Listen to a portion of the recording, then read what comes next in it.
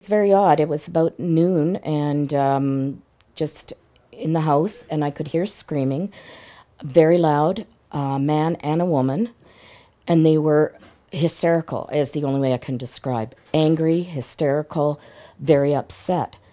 And I couldn't hear what was really being said. And then my neighbor, who's a good friend, Janie, down the block, she rang the doorbell and she just said, Shirley, we need a nurse. Or screamed, we need a nurse. So I threw down the curling iron, and I came to the door and she was already gone. She was already back down the street. And I went by other neighbors and they said, well, we're not going down because we don't know, they have young children. So I kept going and so I'm yelling to make sure 911's called, the police are called. And then I went through, which now I know to be the portion of fence that was knocked down by this vehicle. I didn't hear the vehicle, see the vehicle, anything like that.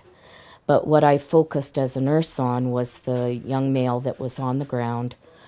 He was prone, on kind of on his stomach, but a little on his side, with his head tilted to the right. And so I went by his right side, and I could see he was still breathing very irregular, which concerned me because it's the type of breathing, after 40 years as a nurse, that you see in really severely injured people.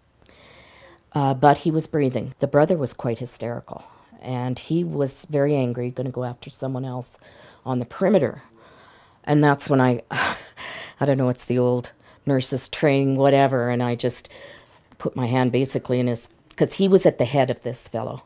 And I said, stop, that's enough, you know, concentrate on your brother, because all I could think is we don't need anything else escalating here. And the girlfriend or wife was really crying hysterical there.